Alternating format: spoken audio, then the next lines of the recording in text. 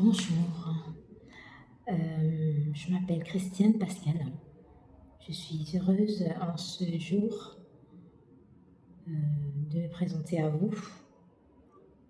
Ce n'est pas une première fois, mais ce n'est pas une année non plus, parce qu'il n'est pas donné à n'importe qui de se présenter en public et de devoir parler des choses sensibles que tout le monde n'accepte pas. On ne vient pas sur une chaîne pour s'exposer ou pour divaguer, mais bien sûr lorsqu'on a un message à porter, lorsqu'on a quelque chose à transmettre, lorsqu'on a quelque chose à donner, est-ce qu'on doit nourrir. Lorsque l'Éternel, seul Dieu, permet que l'on puisse avoir un don, c'est-à-dire quelque chose que l'on reçoit, mais que l'on aussi puisse transmettre. Alors je me permets en cela de croire que le Seigneur me donne la grâce et la bienveillance de pouvoir me tenir devant vous et de garder l'élocution assez grasse dans l'abondance et l'amour de Dieu, bien sûr, afin que ce que je puisse dire soit clair. Il est question ici pour moi d'aborder un sujet qui m'est transmis depuis quelques temps. Ça fait quelques temps que je reçois beaucoup de messages qui viennent du mariage. Je me présente, j'ai 40 ans et je viens d'une famille chrétienne, plutôt catholique de base, mais aujourd'hui convertie. Parce que je suis née de nouveau et heureuse de l'être. Je ne suis pas non plus dans des très bonnes conditions, l'élocution vocale n'est pas la bonne, mais si Dieu me permet, je parlerai de ce pourquoi.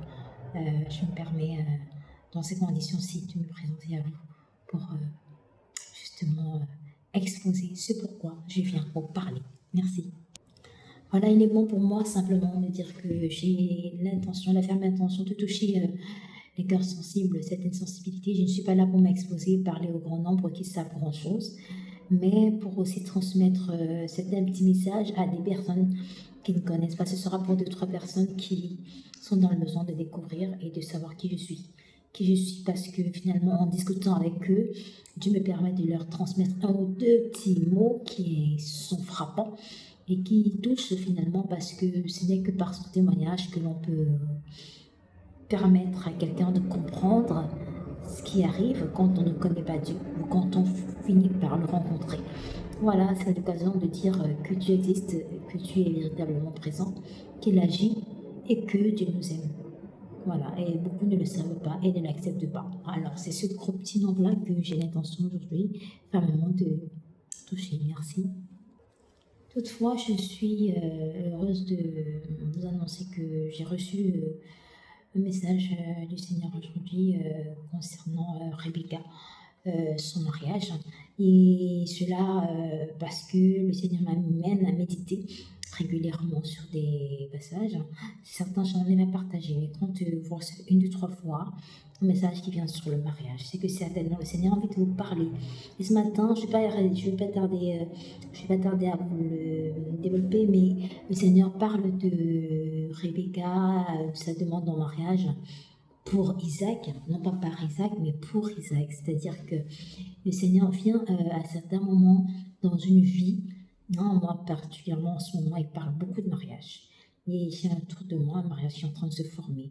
Donc le Seigneur n'est pas, Dieu n'est pas fou. C'est-à-dire que quand vous avez la chance de le connaître et la chance de l'accepter déjà, d'accepter sachant que vous savez qu'au fond de vous, il existe et que vous pouvez vous adresser à lui, il vous permet aussi de le recevoir. Et le recevoir me permet de recevoir un message particulier tous les jours. Et cela depuis quelques 3-4 fois, il me parle du mariage. Il y a des mariages autour de moi, ça peut concerner vous-même. Pour l'instant, peut-être que ce n'est pas encore le cas, je ne suis peut-être pas forcément prête, mais Dieu essaie peut-être de vous préparer aussi d'une certaine manière. Ça peut être pour quelqu'un d'autre à transmettre ou pas. Je n'en sais rien, peut-être que ce message portera chance à quelqu'un. Bien sûr que je l'espère, merci. Gloire à Dieu. Eh bien, je reçois ce matin Genèse 24. Il s'agit de Rebecca demandant en mariage pour Isaac. Je disais bien pour Isaac, non pas par Isaac. On a de la chance de recevoir quelqu'un dans notre vie des fois qui va nous faire une très belle scène et nous dire waouh, voilà, je vais te marier, je vais lui faire la demande en mariage et vous recevez une bague dans une scène pas possible. Tout ce que tout le monde imagine, sachant que Dieu ne fait pas les choses comme tout le monde. Il a une particularité, c'est qu'il est lui-même particulier. C'est déjà ça. Et cette particularité, c'est qu'il est déjà mystérieux. Dieu est tellement mystérieux que tout ce qu'il fait ne sera pas conforme, ne sera pas glamour, ne sera pas forcément naturel, ne sera pas forcément du tape à l'œil comme tout le monde le pense ou l'espère. Quand on ne connaît pas Dieu, on s'attend forcément à des scènes conformes à ce que l'on a l'habitude de voir au quotidien autour de nous, ce qu'on appelle le snobisme. Le snobisme ne vient pas d'un caractère péjoratif, mais ça vient de l'effet de mode. Non, Dieu est particulier. Dieu est d'abord Esprit Saint. Donc il peut s'adresser à nous et il peut nous enseigner d'une manière assez particulière. Donc ici, Dieu vient demander Rebecca en mariage pour Isaac, et non pas Isaac qui demande Rebecca en mariage, mais c'est Dieu qui demande Rebecca en mariage pour Isaac. Et si vous étiez demandé en mariage pour quelqu'un, c'est ça la particularité. Et quand je reçois cela, je trouve ça waouh. On ne se rend même pas compte que pendant qu'on est là assis, Dieu peut être en train de faire quelque chose quelque part qui permette que l'on soit remarqué, que l'on soit reconnu, que l'on soit vu par quelqu'un d'autre, qui est un signe même dans le ciel, une étoile quelque part, qui les permettent de remarquer une autre étoile aussi, qui disent que wow, il y a deux étoiles qui se joignent quelque part pour un mariage. Et ça, il n'y a pas que des dieux sur terre, il y a aussi des hommes de Dieu sur terre. Les hommes de Dieu sont ceux qui sont capables de recevoir un message pour Dieu et de le transmettre. Voilà que je voulais attirer votre attention là-dessus. C'est véritablement un signe favorable de l'amour de Dieu de recevoir son appel et de dire que merci Seigneur, je reçois cela comme message, pas non seulement comme une lecture, mais que ça veut beaucoup dire que Rebecca soit demandée en mariage pour Isaac, pas forcément Isaac lui qui va faire lui donner la bague ou qui va même voir Rebecca elle-même. On a beaucoup de grâce à recevoir de Dieu. Acceptons le message que Dieu nous donne tous les matins. N'élevons pas de façon conforme, mais sachant que Dieu peut faire les choses pour nous. Il y a beaucoup d'autres personnes qui loupent comme ça des grâces, hein, je vous dis.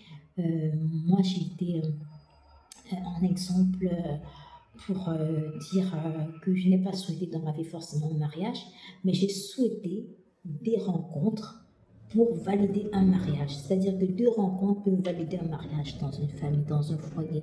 Ça peut être suffisant.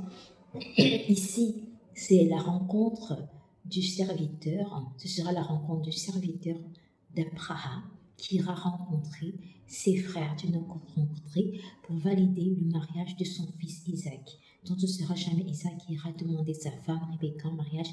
Et ça se fera d'une manière assez particulière parce que finalement, ce serviteur rencontrera la femme du fils de son maître, parce qu'il est lui-même le serviteur d'Abraham, et par la grâce de Dieu, il reconnaîtra ainsi que ce sera finalement la réponse que Dieu lui aura apportée. Et c'est une véritable bénédiction de pouvoir reconnaître les signes que Dieu nous envoie.